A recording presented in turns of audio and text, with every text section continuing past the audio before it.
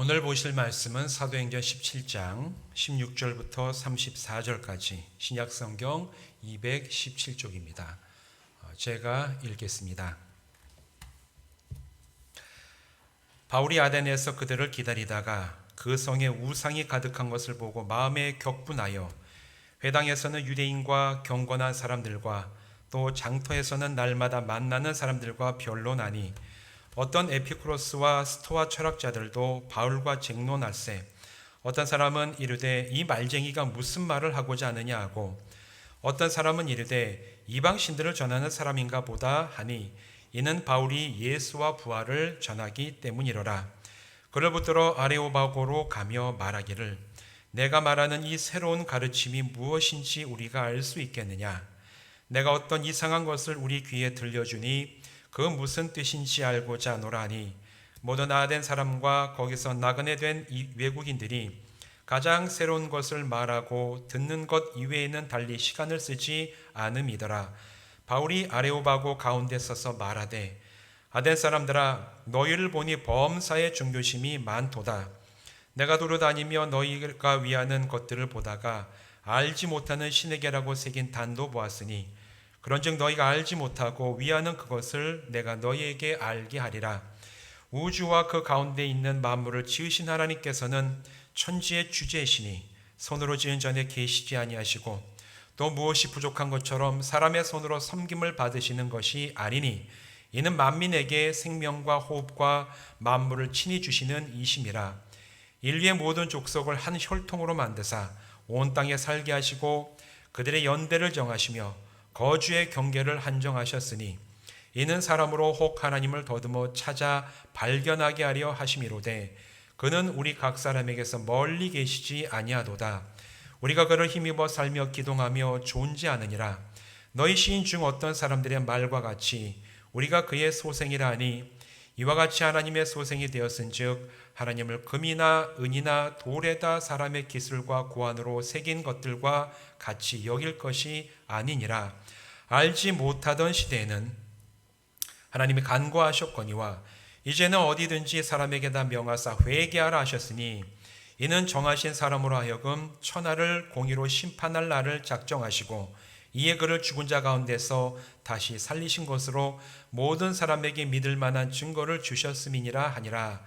그들이 죽은 자의 부활을 듣고 어떤 사람은 조롱도 하고 어떤 사람은 이 일에 대하여 내 말을 다시 듣겠다 하니 이에 바울이 그들 가운데서 떠나매 몇 사람이 그를 가까이 하여 믿으니 그 중에는 아레오바고 관리 디오누시오와 다말이라는 여자와 또 다른 사람들도 있었더라. 아멘. 우리 기도하고 말씀 나누겠습니다. 하나님, 오늘도 우리가 함께 말씀을 나누는 시간을 갖게 하시니 감사합니다.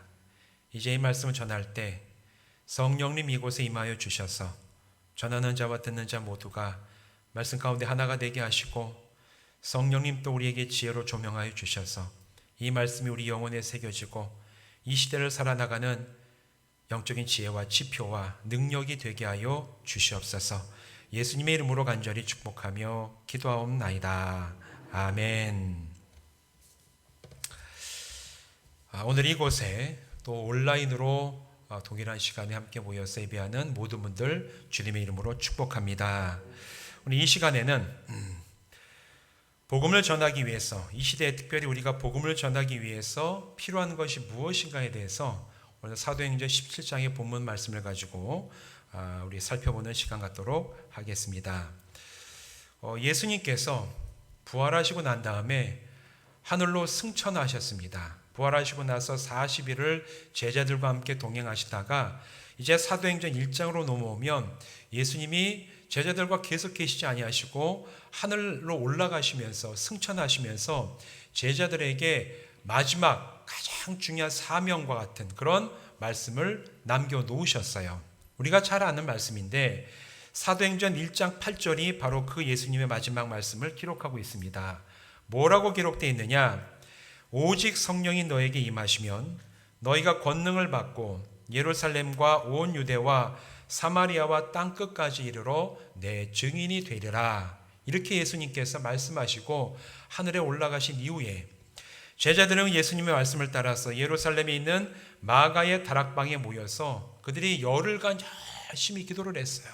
예수님께서 주시겠다고 하시는 그 성령이 임할 것을 간절히 기도하면서 열흘 동안 그들이 모여서 기도했을 때, 열흘이 지나고 유대인의 절기로 오순절이 되었을 때 마침내 하늘로부터 그 마가의 다락방에 모였던 120명의 예수님의 제자들 위에 혀에 갈라진 같이 불처럼 임하는 성령 충만하심이 이곳에 마가의 다락방 제자들에게 임했습니다.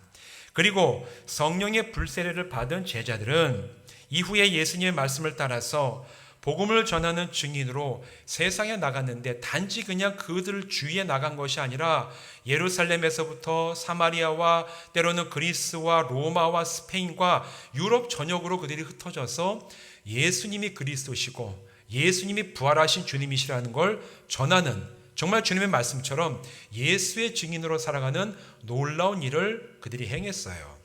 오늘 읽은 이 말씀 사도행전은 예수님이 승천하신 이후에 예수님 말씀을 따라서 주님이 그리스도시고 부활하시고 승천하셨다는 그 복음을 전했던 초대교회 사도들과 제자들의 이야기를 담고 있는 책이 바로 사도행전입니다.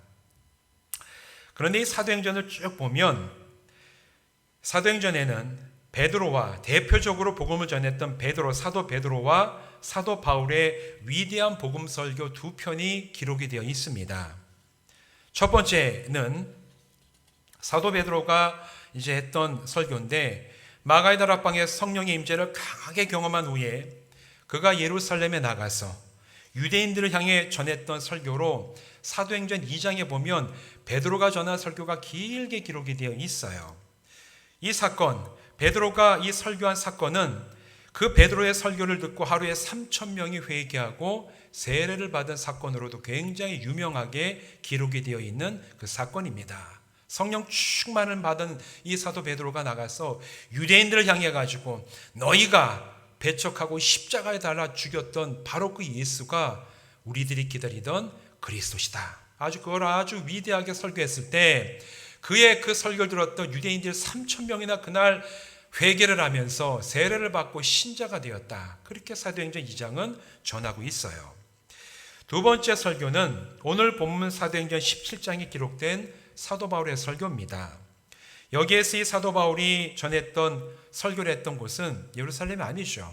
오늘 이 말씀 보면 아덴이라고 얘기하고 있는데, 이거 옛날에 번역해놔서 아덴인데 오늘 우리가 보통 때 쓰는 현대어로 보면 그리스의 아테네, 그리스의 소인, 지금 그리스도의 소인 아테네에서 사도 바울이 전도 여행을 하면서 그리스까지 넘어가서 아테네 가장 중심가였던 이 아레오바고라는 곳에서 그리스 사람들, 헬라인이라고 얘기하는 그리스 사람들을 향해서 전했던 설교가 오늘 이 본문 말씀 가운데 기록되어 있는 바울의 설교입니다.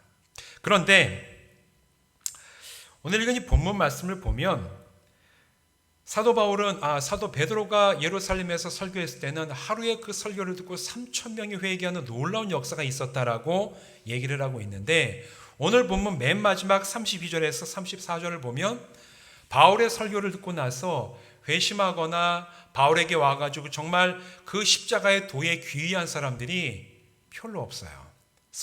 아주 소수의 사람들만 이제 바울의 얘기를 듣고 그 말씀을 받아들이고 바울에게 와서 내가 그 도를 따라가겠다고 함께 그들이 나갔던 사람은 굉장히 적은 숫자였다고 사도행전은 전하고 있습니다. 그래가지고 어떤 분은 주장하기를 2장의 베드로의 설교, 이 베드로의 설교 보면 예수 그리스도에 대해서 아주 직접적으로 강력하게 전하는 그 설교인데, 사도 베드로는 예수 그리스도 이름을 직접 언급하고 거기에 대해서 말했기 때문에 그 예수님의 이름을 들은 사람들이 3,000명씩이나 회개하는 역사가 일어났고, 오늘 읽은 이 사도행전 17장을 보면 바울은 쭉 설교하는데 예수 그리스도에 대해서 크게 얘기를 하지 않습니다. 그래가지고 예수에 대한 얘기를 하지 않았기 때문에 여기서는 별로 회개하거나 회심하거나 복음에 들어온 사람이 적을 수밖에 없었다, 이렇게 얘기하는 분도 있어요. 어떻게 보면은 너무 성경을 단순하게 읽고 특히 이 성경 말씀이 전해졌던 이 본문의 배경에 대해서 잘 이해하지 못했기 때문에 그렇게 주장하는 것에 가깝습니다. 베드로가 설교했을 때, 베드로는 예루살렘에서 설교를 했는데 베드로의 설교를 들었던 유대인들은 하나님이 계시다는 것을 의심하지 않았던 사람들이었습니다. 하나님이 살아계시고 하나님이 살아계신 것을 부정하는 로마 사람들에게 대항해가지고 목숨까지 버리면서 그들이 하나님의 살아계심을 강력하게 확신하며 살아갔던 유대교인들이었어요. 대부분이 다 유대교인이었습니다. 그런데 문제는 베드로의 설교를 들었던 사람들은, 그 유대인들은 하나님이 살아계신 것을 확신은 했지만 하나님께 나아가는 길이 율법 외에는 없다라고 생각하던 그들이었는데, 이제 베드로가 성령 충만함을 받아서 성령의 감동으로 하는 설교를 들으면서 그들이 이제는 율법이 아니라 예수 그리스도를 통하여 살아계신 하나님께 갈 수 있는 길이 열렸구나라는 걸 그들이 깨닫게 된 거예요.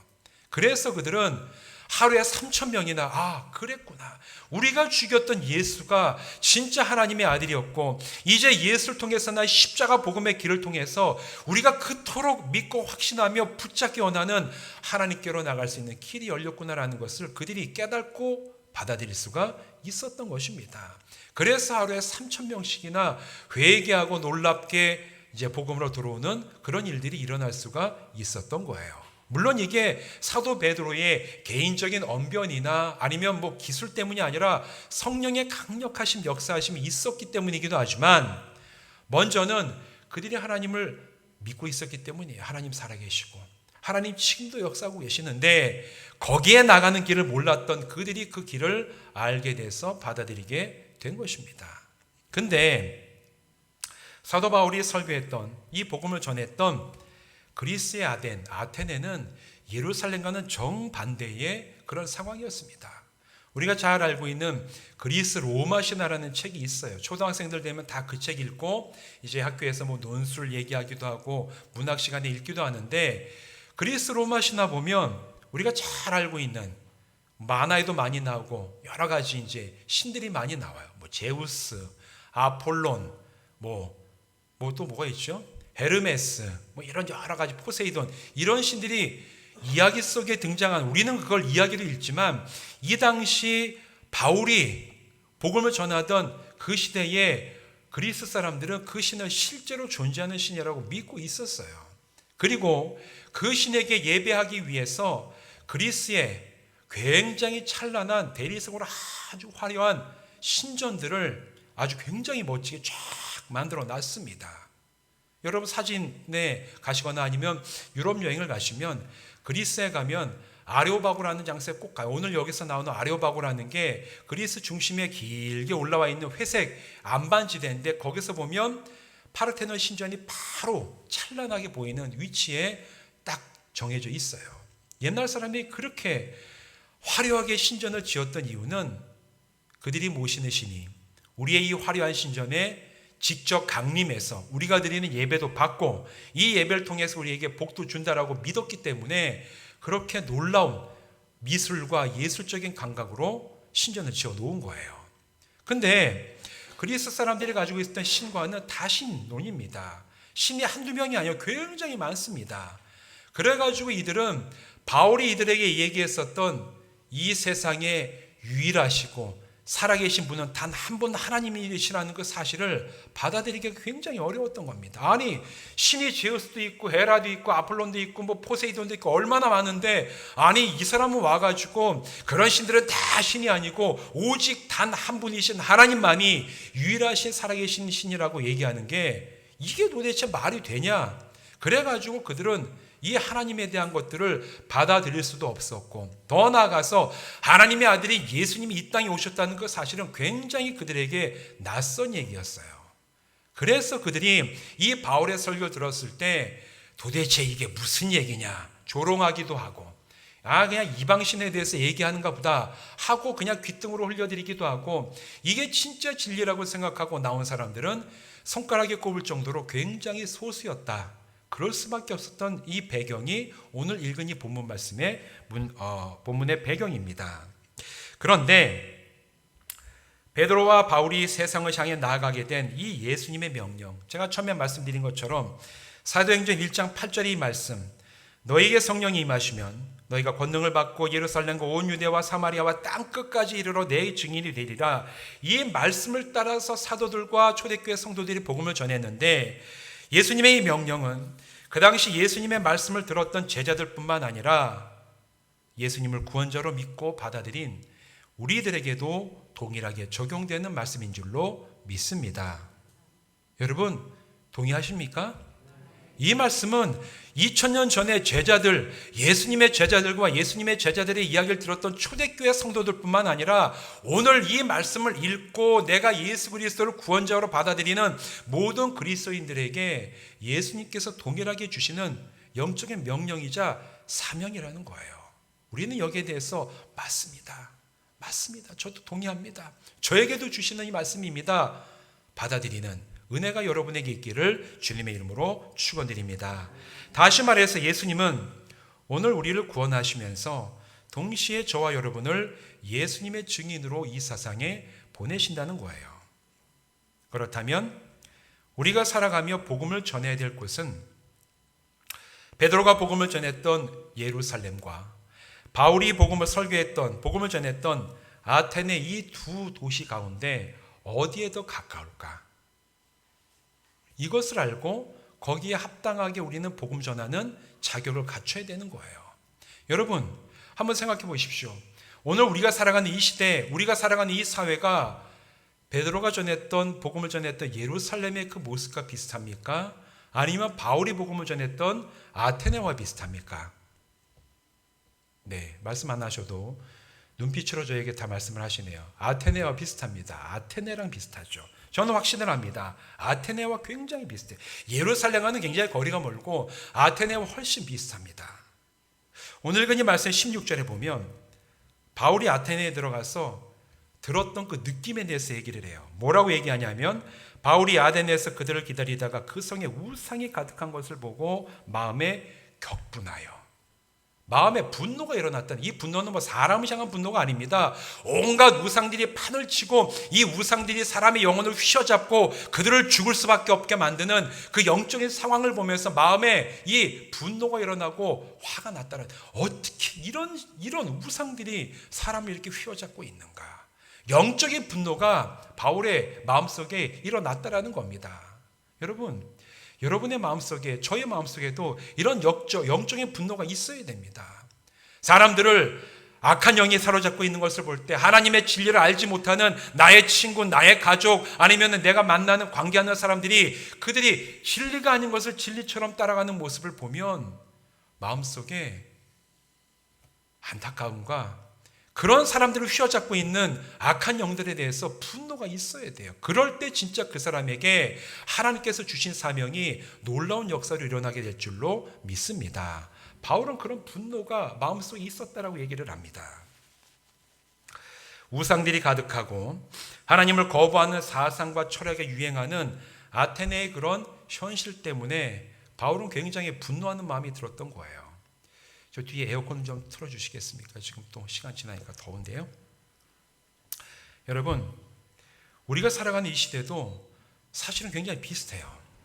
물론 눈에 보이는 상황을 보면 뭐 지금부터 한 30년, 40년 전, 70년대, 80년 전까지만 해도 우리나라에 얼마나 미신이 많았습니까? 이렇게 뭐 마을마다 가면 큰 나무가 있으면은 줄 이렇게 쭉 걸어놓고 거기다가 뭐 빨간색, 파란색 끈도 묶어놔서 때가 되면 거기서 제사도 지내고 뭐 떡도 올려놓고 이제 하면서 마을에서 이제 성황나무죠. 성황나무 같은 거 있고 뭐 이제 집에 보면 옛날에 완전히 옛날 초가집 같은 데 보면 이제 집에 보면 방과 부뚜막이 다 분리되어 있었잖아요. 부뚜막이 한 군데는 항상 늘 뭔가 이렇게, 왜 이렇게 좋아하세요? 제가 얘기하는데 옛날 기억이 납니까? 원사님들, 부뚜막 한 군데 보면은 늘 깨끗한 물이 떠 있거나 이렇게 이제 깨끗하게 밥 해가지고 탁 해놓고 이게 삼신 할머니가 와서 잡수고 가야 되니까 뭐 탁 해놓고, 이리고 뭐 집에 있는 이게 저 찬장 같은 데 이렇게 보면 신주가 다 모셔져 있어가지고 늘 깨끗하게 이걸 닦고. 저는 그런 거를 해본 적은 없어요. 제가 공부하면서 사진으로 본 거지 제가 실제로 뭐 옛날 집에 가서 막 뒤져보고 그런 건 아닙니다. 오늘날에 보면 그런 건 안 하시잖아요. 물론 가끔씩 보면은 어떤 이렇게 분들이 이렇게 집에 가거나 하면 문지방 틀 위에 보면은 요즘에 거의 그것도 없는데 명태 쫙 달려있고 명주실 쫙 감겨가지고 쫙 뭐 국수랑 같이 이렇게 있고 보면서 이분은 아직도 뭐 이런 거를 좋아하시는구나, 뭐 그 정도는 알 수가 있는데, 여러분 오늘날 살아가는데 우리는 이제 눈에 보이는 우상을 만들어 놓고 섬기는 일은 이제 우리가 살아가는 사회에서 크게 많이 없어진 것 같아요. 지금도 뭐 갈동도 그렇고 목계도 가면 성황나무 있지만 얼마나 제사를 안 지내는지 거기에 묶어놓은 그 천 조가리가 다 해져서 너덜너덜해진 이제 그런 나무들은 가끔씩 볼 수가 있습니다. 근데 이제는 뭐 그렇게까지 하지는 않아요. 그러면 우리가 사는 이 시대에 우상이 사라진 겁니까? 아니에요. 사라지지 않았습니다. 오히려 눈에 보이는 어떤 우상들은 사라졌지만 보이지 않는 우상들이 사람들의 영혼과 마음을 휘어잡고 지배하고 있는 일들이 얼마나 많이 일어나고 있는지 모릅니다. 사회에서 보면 그런 비난을 많이 하죠. 골목골목마다 교회가 없는 데가 없다고. 교회가 없는 데가 없다. 교회가 없는 데가 왜 이렇게 교회가 많냐? 교회가 많아가지고 뭐 어떻다 저떻다 이제 그런 얘기 있고, 교회 있으면 집값 떨어진다 그런 얘기 많이 하는데 교회가 보이기에는 많아 보이죠. 국가 통계를 보면 재미있는 통계가 있습니다. 우리나라 교회가 많죠. 교회에 이제 교회에서 일하고 있는 목회자의 숫자가 이제 4년마다 한 번씩 국가 통계로 잡혀요. 그러면 우리나라에서 개신교, 기독교 목회자라고 잡히는 숫자가 10만 명입니다. 10만 명에는 이단 사입이 다 포함된 숫자예요. 우리나라 개신교 숫자가 몇십만, 몇백만 나오는데 그거는 우리처럼 정통 교단에 속한 게 아니라 신천지, 여화증이 다 들어있는 숫자예요. 그게 다 포함된 숫자로 개신교라고 잡히지 뭐 이단은 이단이라고 분리하지 않습니다. 다 개신교로 들어가요. 굉장히 많아 보이는 숫자지요. 10만 명이면. 근데 여러분, 우리나라에서 무속의 숫자가 얼마인지 아십니까? 최소 30만입니다. 이거는 국가 통계가 낸 거예요. 다 조사해가지고. 그냥 얘기하면 국가 공식적으로 발표하는 통계치에 잡히면 우리나라에서 점치고 신 모신다고 하고 사주 보고 성명 철학하는 이런 무속인들의 숫자가 최소한 30만 명이 넘는다라는 거예요. 교회가 그렇게 많아 보이는데 여러분, 교회보다 최소 3배가 많은 게 점치는 집이에요. 사주팔자 보는 집이고, 거기 가가지고 올해 우리 사업이 어떻게 되겠습니까? 동쪽으로 가. 동쪽으로 가라는 얘기가 뭡니까 도대체? 물을 조심해. 그 물을 마시지 말라는 얘기. 그런 거 보면 그게 뭡니까 하면 이런 거야. 그분이 오시려고 했는데 돈 좀 더 내야 되겠네. 이제 이러면 막 또 바치고 해가지고 그런 점치고 무당 찾아가고 이런 것들을 하는 사람들의 숫자가 그 많다고 얘기하는 교회 목회자 숫자의 최소 3배 이상이라는 사실은 오늘 우리가 살아갈 때 마을에서 모이는 눈에 보이는 우상들은 다 이제 대충 정리됐을지 몰라도 개개인의 사람의 생각과 마음을 사로잡는 영적인 어떤 우상들은 사실 훨씬 더 많아졌다는 것을 우리는 이 통계를 보면서 알 수가 있습니다. 줄어들지 않았어요. 굉장히 많이 늘어났고 이제는 마치 그것이 문화의 옷을 입고 청년들 사이에서도 우리 심심한데 저 사두 카페 가지고 우리 한번 타로 점이나 한번 쳐볼까? 이런 것들. 여러분, 이거를 문화라고 생각하지 몰라도 하나님께서는 그거를 죄라고 말씀하고 우상 숭배고, 너의 운명이나 앞길에 대해서 기륭을 말하는 자에게 찾아가는 자는 구약과 신약 동일하게 하나님께서 그들을 죄 없다 하지 않으실 것이다. 하나님 그렇게 말씀을 하십니다. 이건 죄예요. 문화가 아니라 하나님 앞에서 이건 우상 숭배고, 인간의 기륭을 점치는 어떤 행위도 하나님께서는 그것을 의지하는 너의 마음속에 우상이 있다라고 말씀을 하시는 거예요. 우상 숭배입니다. 그것뿐만입니까?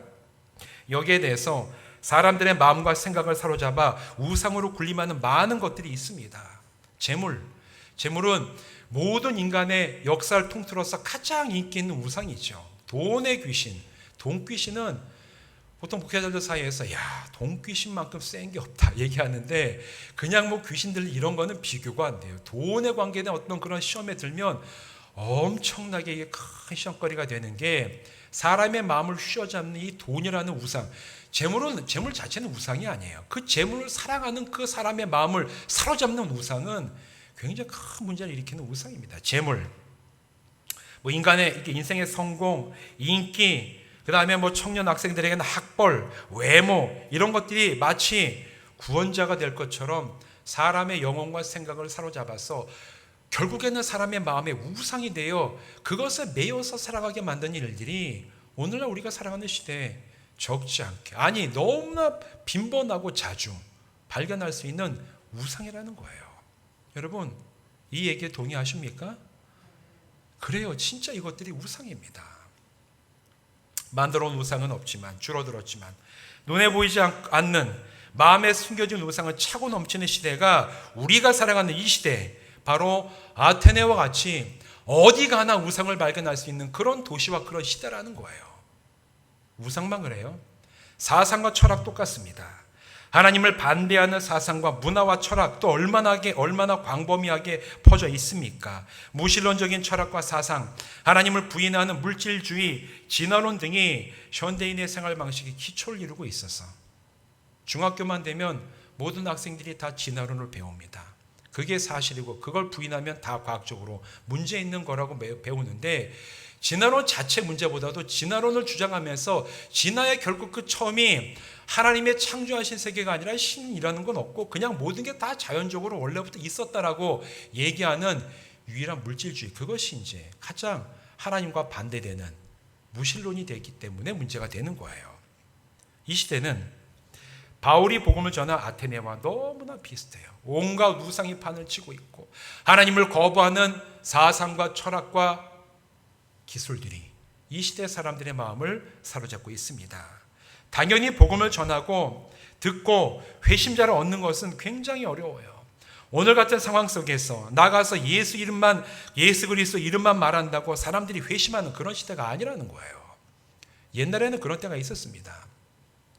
근데 이제는 서울에 있는 지하철에, 저는 이제 서울에 안 올라가 본 지가 거의 2년 가까이 돼서 요즘에 어떨지 모르겠는데, 예전에 제가 공부하면서 서울에 사역할 때 보면 잠실에서 그 신촌에 있는 데까지 쭉 2호선 타고 가다 보면 꼭 이제 사람이 많은 신도림이나 이제 구로 이런 데 지나가다 보면 그 바쁜 와중에서도 사람들 사이를 비집고 가면서 예수 천당 불신자 외치는 분들이 있습니다.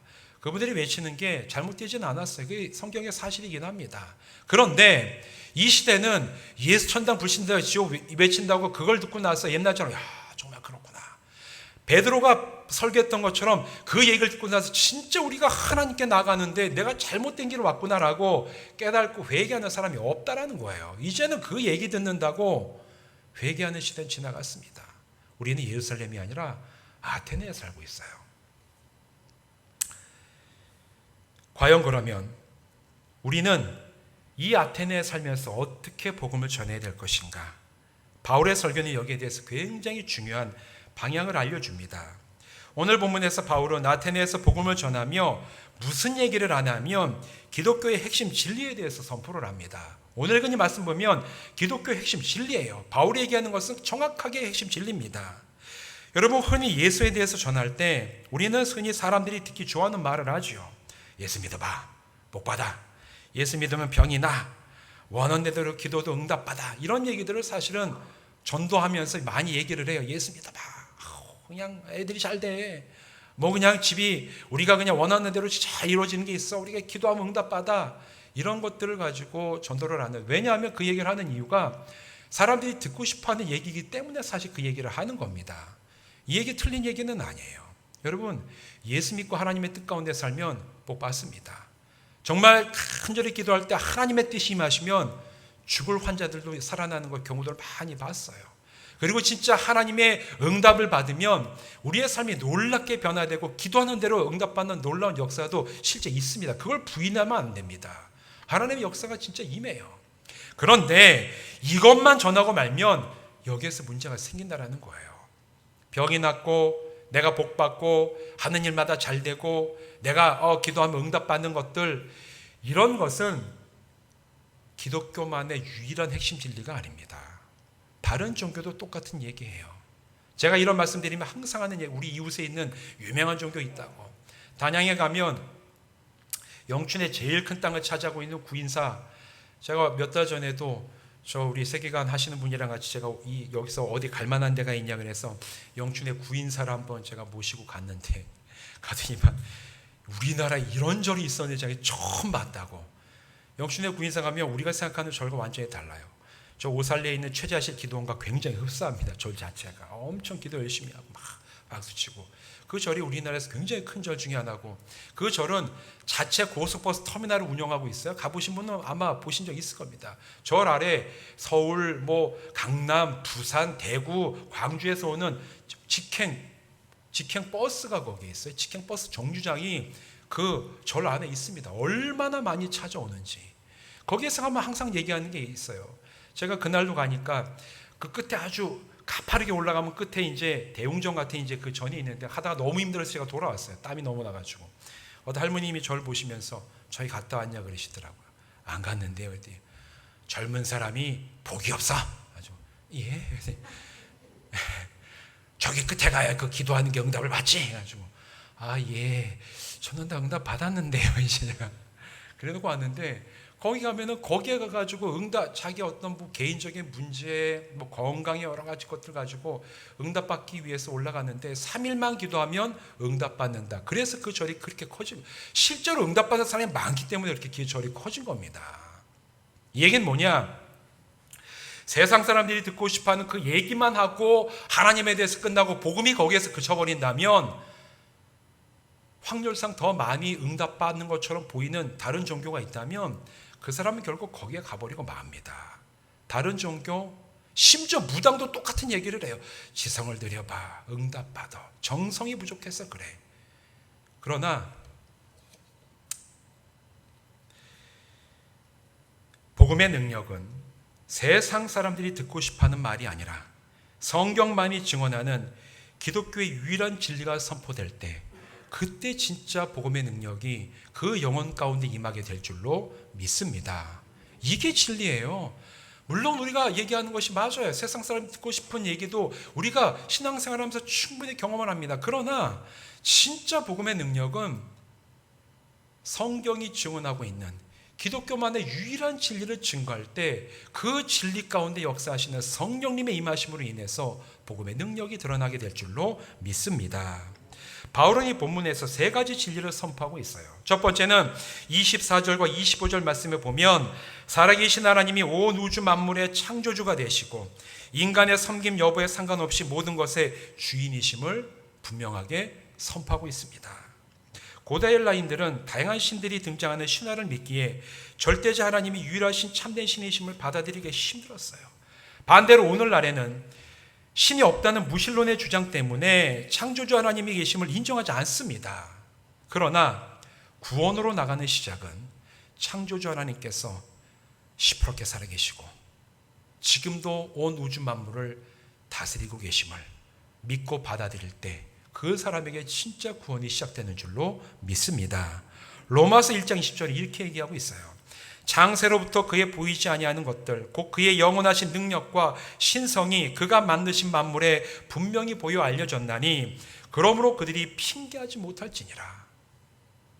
이 세상 돌아가는 이치만 봐도, 하늘의 별과 이 세상의 가장 작은 생명체의 그 살고 죽음을 보더라도 하나님의 그 신비하신 능력이 다 드러나 있기 때문에 하나님은 살아계십니다. 하나님은 살아계십니다.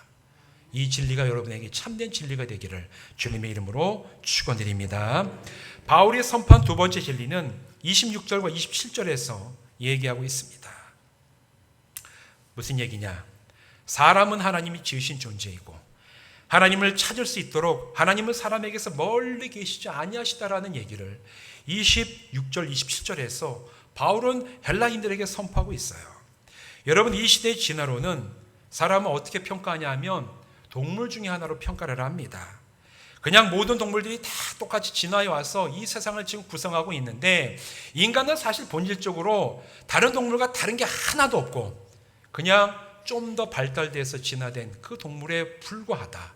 그렇기 때문에 인간이 무슨 영혼이 있고 가치가 있고 윤리가 있고 이렇게 얘기하는 건 의미가 없다라는 거. 왜? 우리는 동물에 불과하다. 다른 동물과 똑같이 본질상 다른 게 없는데 뭐 인간이 대단한 것처럼 그렇게 얘기하냐? 이게 오늘날 진화론자들, 물질주의자들의 주장이에요. 그러나 사람은 오랜 시간 동안 단세포에서 진화된 동물에 불과한 게 아니에요.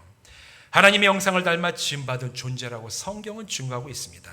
창세기 1장 27절 이렇게 얘기하죠. 하나님이 자기 형상 곧 하나님의 형상대로 사람을 창조하시되 남자와 여자를 창조하시고, 이 세상의 많은 생명체 중에 사람만 유일하게 하나님의 형상을 따라 지음받았다고 성경은 증거하고 있어요. 그렇기 때문에 사람은 하나님의 형상을 닮아서 존귀한 존재입니다. 나이가 들든 젊든 이 세상의 부경화 사회 계층 다 상관없이 사람은 존귀해요. 하나님의 형상을 따라 만들었기 때문에. 이 믿음이 오늘 저와 여러분의 고백이 되고, 서로를 바라볼 때 서로에게서 하나님의 형상을 발견하는 놀라운 영적인 눈이 띄어지기를 주님의 이름으로 축원드립니다. 그렇기 때문에 사람이 자기의 핏줄을 찾아가서 부모를 만나야지만 마음의 평안을 느끼는 것처럼, 하나님의 형상을 닮았기 때문에 하나님을 찾아야지만 하나님과의 온전한 관계 안에서 삶의 의미를 찾을 수가 있고 소망과 평안을 우리가 누릴 수가 있는 겁니다. 우리는 하나님을 찾고 하나님 안에 머물 때까지 우리 영혼에는 평안이 없어요. 이게 유명한 어거스틴의 고백입니다. 하나님 안에서 내가 평안을 누리기까지 주여 내 영혼에는 평안이 없습니다. 왜? 우리의 형상을 주시는 하나님께 내가 나가서 내가 누굴 닮고 누굴 따라 이렇게 이 세상에 왔는지를 알 때 비로소 인간은 삶의 목적을 알고 소망을 찾을 수가 있다는 얘기예요. 바울은 이 세 번째 진리에 대해서 얘기하는데 28절과 29절에서 선포를 합니다. 사람이 하나님의 형상을 닮은 존재이기에 존귀한 존재가 되고, 그렇기 때문에 이 세상에서 사람이 손으로 만든 우상에게 절하는 것은 매우 적절하지 못하다. 우상에게 절하는 것은 하나님의 형상을 닮은 너희들이 하나님의 형상이 안에 있는데, 하나님의 형상을 가지고 있는 모든 존재가 손으로 지은 우상에게 절하는 게 그게 어떻게 합당할 수가 있겠냐. 얼마나 우리가 존귀한 존재인데 기껏 해봐야 돌로 금으로 은으로 나무로 새긴 그 신상에 엎드려 절하는 게 하나님의 형상을 따라 지어진 존귀한 자들에게는 전혀 합당하지 아니하다. 오늘 본문에서 그렇게 28절과 29절에서 얘기하고 있어요. 여러분, 우상은 인간을 온전하게 책임지지도 못하고 지켜주지도 못합니다.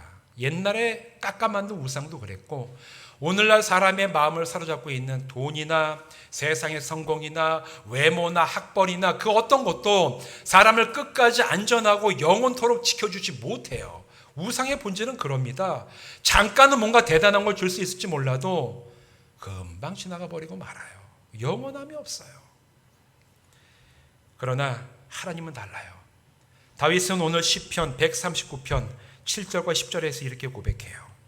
내가 주의 영을 떠나 어디로 가며 주의 앞에서 어디로 피하리까? 내가 하늘에 올라갈지라도 거기 계시며 스올에 내 자리를 펼지라도 거기 계시나이다. 내가 새벽 날개를 치며 바다 끝에 가서 거주할지라도 거기에서 주의 손이 나를 인도하시며 주의 오른손이 나를 붙드시리이다. 우상은 우리를 따라올 수 없어요. 어떻게 목석이 우리를 따라오겠습니까? 그러나 하나님은 우리가 어디에 가든 언제나 우리를 동행하시고 함께 하시면서 우리를 붙드시고 지키신다고 다윗은 그의 삶 가운데서 체험하면서 고백한 시편이 오늘 우리가 교동문으로 교독한 바로 그 시편 아닙니까? 하나님만이 가능하세요. 하나님만 붙들고 하나님만 의지하는 바로 그 사람에게 하나님은 지금도 신실하심으로 돌보시고 붙드시고 영원한 소망 가운데 인도하시는 살아계신 하나님이신 줄로 믿습니다. 그렇기 때문에 우리는 이 세상의 그 어떤 우상이 아니라 오직 하나님 한 분만을 붙잡고 하나님만을 예배하며 섬기는 사람이 되어야 될 줄로 믿습니다. 바울은 이 세 가지 성경의 진리가 각 사람들에게 적용되고 이루어지기 위해서 마지막으로 십자가에서 죽으시고 부활하신 예수님을 구주로 받아들이고 회개해야 된다고 31절에서 분명히 얘기하고 있어요. 뭐라고 얘기합니까? 이는 정하신 사람으로 예수 그리스도입니다. 사람으로 하여금 천하를 공의로 심판할 날을 작정하셨으니 이에 그를 예수를 죽은 자 가운데서 다시 살리신 것으로 모든 사람에게 믿을 만한 증거를 주셨습니다. 이 모든 진리는 예수 그리스도를 믿는 자를 통하여 임할 것이다. 그렇기 때문에 오늘 너희들은 회개하고 하나님의 살아계심을 믿고 예수께로 돌아오라. 이게 바울이 전했던 아테네에서의 복음이었습니다.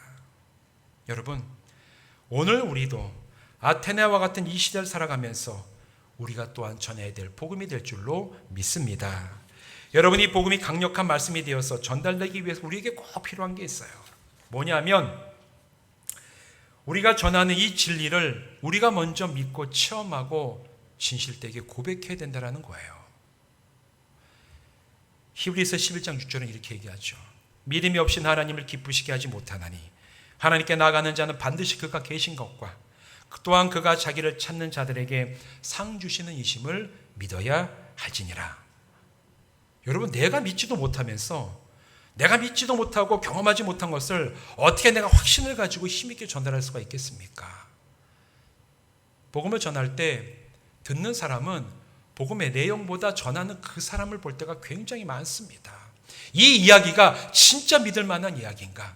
정말 신뢰할 만한 복음인가는 전달하는 사람이 그 사람의 말하는 그 모습과 전달하는 그 확신을 통해서 이미 반을 그 영향을 받는다라는 거예요. 내가 이 성경의 진리를 체험하지 못하고 믿지 못하고 확신하지 못하는데 어떻게 우리가 분명하게 전할 수가 있겠습니까? 제일 먼저는 주여, 성경의 진리가 나에게 체험되게 하여 주시옵시고 성경이 말하는 그 진리가 내가 고백되어지는 그 진리와 합하는 놀라운 은혜가 나에게 있게 하여 주시옵소서. 기도하며 여러분 주님께 나가시기를 바랍니다. 여러분, 하나님께서 살아계시며 온 우주 만물을 창조하시고 지금도 그 우주 만물을 다스리고 계심을 믿으십니까? 확신하십니까? 체험하십니까? 이 밤하늘을 보면 왜 이렇게 까매? 이게 아니라 하나님 계시구나, 하나님 살아계시구나, 이게 마음속에 조금이라도 느껴지십니까? 여러분, 성령께서 주시는 은혜인 줄로 믿습니다. 여러분, 또 우리 모두가, 저를 비롯한 우리 모두가 하나님의 형상을 따라 지음받은 그런 존재임을 믿으십니까? 비록 내 얼굴이 연세가 많아들어가지고 그냥 주름이 많아지고 팔다리가 이제는 다 이렇게 자유롭게 못 움직이는 그런 지금 그런 나이대가 오더라도 여러분 각각 한 사람 한 사람이 여전히 하나님 앞에서 가장 존귀한 존재인 줄 확신하십니까? 여러분, 확신하셔야 돼요. 그래야지 그 확신 속에 우리가 하나님 앞에 갈 수가 있습니다. 여러분, 또한 우리가 이 세상에 어떤 우상도 헛되며 오직 하나님만을 의지하는 것이 최고의 복임을 확신하십니까? 진짜 그렇습니까? 요즘에 오징어 게임이라는 그 TV가 아주 인기인데 보셨어요? 456억을 놓고 한 명만 나는 죽음의 경기를 하는데 여러분, 456억 여러분 앞에 톡 가둬놓은 다음에 하나님이 진짜 신입니까? 456억 가져가시겠습니까? 물어보면 여러분 누굴 택하시겠습니까?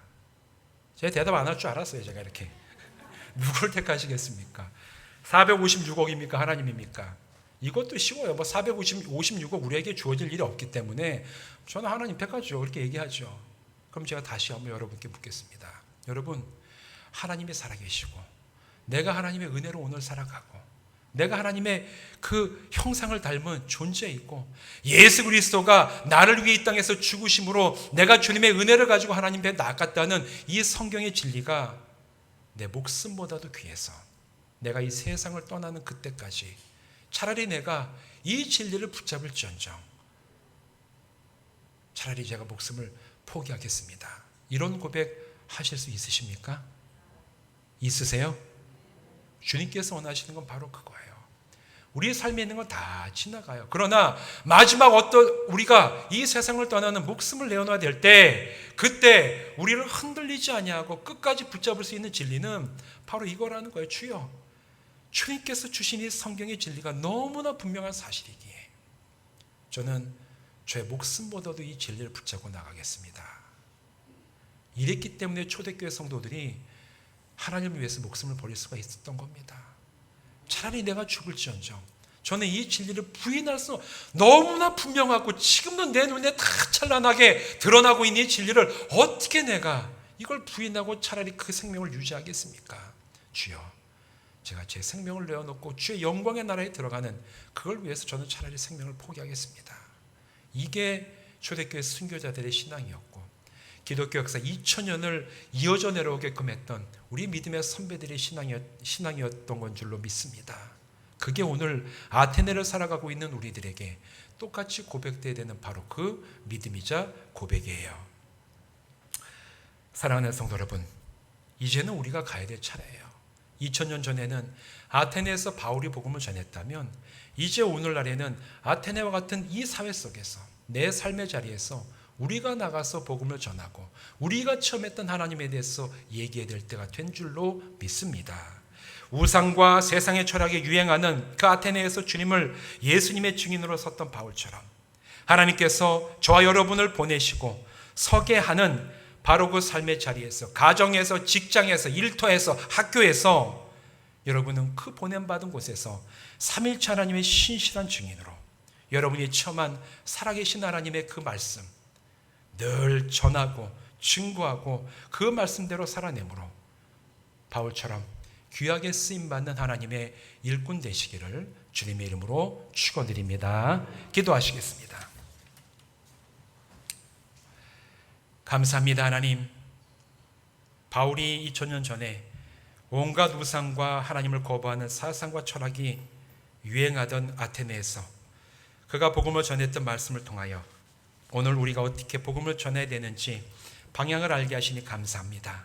우리가 믿는 성경의 진리가 정말 우리가 체험하고 확신하고 고백하는 진리가 되게 하여 주셔서 바울처럼 우리도 또한 보냄받는 그 자리에서 때로는 그곳이 아테네와 같은 곳일지라도 우리가 힘을 다해서 주 예수 그리스도의 산 증인으로 살아갈 수 있는 온전한 그리스도인 되게 하여 주시옵소서. 예수님의 이름으로 간절히 축복하며 기도하옵나이다. 아멘.